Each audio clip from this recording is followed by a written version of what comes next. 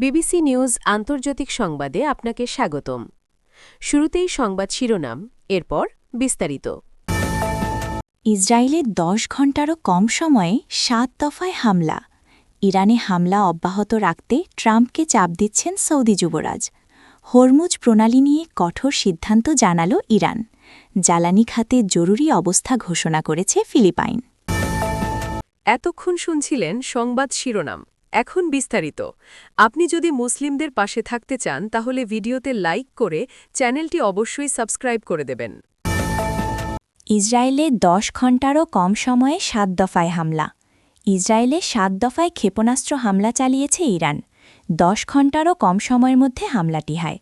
Al Jazeera ও সিএনএনের প্রতিবেদনে বলা হয়, গত মধ্যরাত থেকে এই হামলা শুরু করে তেহরান। আর ইসরায়েল জানিয়েছে হামলা হয়েছে তেল আবিবে। সর্বশেষ দফায় ডিমোনা শহরে হামলা চালায় তেহরান। এ সময় সাইরেন বেজে উঠলে নাগরিকদের মধ্যে আতঙ্ক ছড়িয়ে পড়ে। ইসরায়েলের মধ্যাঞ্চলে হামলার পর দেশটির প্রতিরক্ষা বাহিনী আইডিএফ সেখানে উদ্ধারকর্মী পাঠায়। তেল আবিবের হামলার ঘটনার ভিডিও ফুটেজে ক্ষতিগ্রস্ত ভবন, আগুন এবং কালো ধোঁয়া দেখা যায়। ইসরায়েলও ইরানে হামলা চালিয়ে যাচ্ছে। গত রাতের দিকে ইসরায়েলি বিমানবাহিনী ৫০টিরও বেশি লক্ষ্যবস্তুতে হামলা চালিয়েছে। আইডিএফ বলছে, যুদ্ধ শুরু হওয়ার পর থেকে ইরানে ৩,০০০-এর বেশি লক্ষ্যবস্তুতে আঘাত হেনেছে ইসরায়েল। ক্ষেপণাস্ত্র উৎক্ষেপণ স্থল ও অন্যান্য সামরিক স্থাপনায় এসব হামলা চালানো হয়েছে। বেসামরিক কোনো লক্ষ্যবস্তু তারা করেনি। ইরানে হামলা অব্যাহত রাখতে ট্রাম্পকে চাপ দিচ্ছেন সৌদি যুবরাজ। ইরানে হামলা অব্যাহত রাখতে মার্কিন প্রেসিডেন্ট ডোনাল্ড ট্রাম্পকে চাপ দিচ্ছেন সৌদি যুবরাজ মোহাম্মদ বিন সালমান। সৌদি যুবরাজ মার্কিন প্রেসিডেন্টকে যুক্তি দিচ্ছেন, মার্কিন ইসরায়েলি সামরিক অভিযান মধ্যপ্রাচ্যকে পুনর্গঠনের এক ঐতিহাসিক সুযোগ এনে দিয়েছে।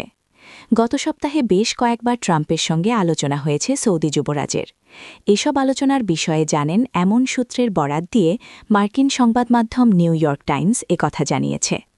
সৌদি যুবরাজ যুক্তি দিয়েছেন, ইরান উপসাগরীয় অঞ্চলের দেশগুলোকে দীর্ঘমেয়াদী হুমকির মুখে রেখেছে, যা ইরান সরকারকে নির্মূল করার মাধ্যমে দূর করা যেতে পারে। তবে সৌদি কর্মকর্তারা যুবরাজের এমন অবস্থানের কথা অস্বীকার করেছেন। এদিকে ইসরায়েলের প্রধানমন্ত্রী বেনয়ামিন নেতানিয়াহুও ইরানকে দীর্ঘমেয়াদী কৌশলগত হুমকি হিসেবে দেখেন। বিশ্লেষকদের মতে, ইসরায়েলের দৃষ্টিতে এমন একটি পরিস্থিতি গ্রহণযোগ্য যেখানে ইরান অভ্যন্তরীণ সংকটে জড়িয়ে দুর্বল হয়ে পড়ে। তবে সৌদি আরবের দৃষ্টিভঙ্গি কিছুটা ভিন্ন। তাদের আশঙ্কা, ইরান যদি সম্পূর্ণভাবে অস্থিতিশীল হয়ে পড়ে তাহলে তা উপসাগরীয় অঞ্চলে নিরাপত্তার জন্য সরাসরি ঝুঁকি তৈরি করতে পারে। সংঘাত দীর্ঘায়িত হওয়ার সম্ভাবনা ঘিরে উদ্বেগও বাড়ছে। সৌদি আরব ও যুক্তরাষ্ট্র উভয় দেশের শীর্ষ পর্যায়ের কর্মকর্তারা আশঙ্কা করছেন, যুদ্ধ দীর্ঘস্থায়ী হলে ইরান সৌদি তেল স্থাপনাগুলোকে লক্ষ্য করে আরও বড় ধরনের হামলা চালাতে পারে। হরমুজ প্রণালী নিয়ে কঠোর সিদ্ধান্ত জানাল ইরান। হরমুজ প্রণালী নিয়ে কঠোর সিদ্ধান্ত নিয়েছে ইরান।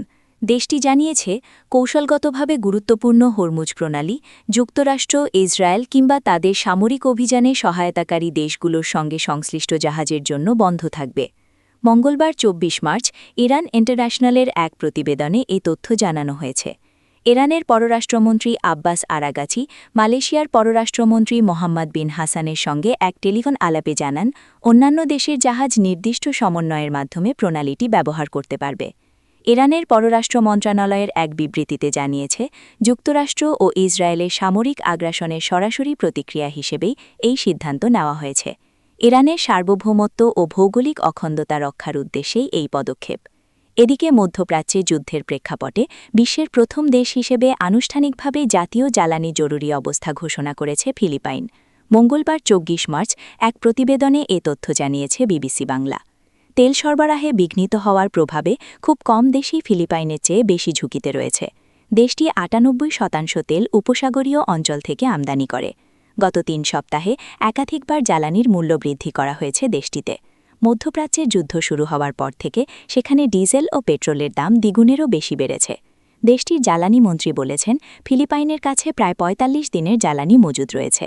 জ্বালানি সরবরাহের প্রতি আসন্ন বিপদের কথা উল্লেখ করে এক নির্বাহী আদেশে ফিলিপাইনের রাষ্ট্রপতি ফার্ডিনান্ড মার্কোস জুনিয়র বলেন, এই ঘোষণাটি সরকারকে জ্বালানি স্থিতিশীলতা নিশ্চিত করতে এবং বৃহত্তর অর্থনীতিকে রক্ষা করার জন্য ব্যবস্থা গ্রহণের আইনি ক্ষমতা দেবে। জ্বালানি খাতে জরুরি অবস্থা ঘোষণা করেছে ফিলিপাইন। মধ্যপ্রাচ্যে যুদ্ধের প্রেক্ষাপটে বিশ্বের প্রথম দেশ হিসেবে আনুষ্ঠানিকভাবে জাতীয় জ্বালানি জরুরি অবস্থা ঘোষণা করেছে ফিলিপাইন। মঙ্গলবার ২৪ মার্চ এক প্রতিবেদনে এ তথ্য জানিয়েছে বিবিসি বাংলা। তেল সরবরাহে বিঘ্নিত হওয়ার প্রভাবে খুব কম দেশই ফিলিপাইনের চেয়ে বেশি ঝুঁকিতে রয়েছে। দেশটি ৯৮% তেল উপসাগরীয় অঞ্চল থেকে আমদানি করে। গত ৩ সপ্তাহে একাধিকবার জ্বালানির মূল্য বৃদ্ধি করা হয়েছে দেশটিতে। মধ্যপ্রাচ্যে যুদ্ধ শুরু হওয়ার পর থেকে সেখানে ডিজেল ও পেট্রোলের দাম দ্বিগুণেরও বেশি বেড়েছে। দেশটির জ্বালানি মন্ত্রী বলেছেন, ফিলিপাইনের কাছে প্রায় ৪৫ দিনের জ্বালানি মজুদ রয়েছে। জ্বালানি সরবরাহের প্রতি আসন্ন বিপদের কথা উল্লেখ করে এক নির্বাহী আদেশে ফিলিপাইনের রাষ্ট্রপতি ফার্দিনান্ড মার্কোস জুনিয়র বলেন, এই ঘোষণাটি সরকারকে জ্বালানি স্থিতিশীলতা নিশ্চিত করতে এবং বৃহত্তর অর্থনীতিকে রক্ষা করার জন্য ব্যবস্থা গ্রহণের আইনি ক্ষমতা দেবে। এই আদেশের অধীনে জ্বালানি, খাদ্য, ওষুধ এবং অন্যান্য অত্যাবশ্যকীয় পণ্যের বিতরণ তদারকের জন্য একটি কমিটি গঠন করা হয়েছে। সরবরাহ জোরদার করার জন্য সরকারকে সরাসরি জ্বালানি ও পেট্রোলিয়াম পণ্য ক্রয় করার ক্ষমতাও দেওয়া হয়েছে আদেশে। আদেশটির মেয়াদ ১ বছর।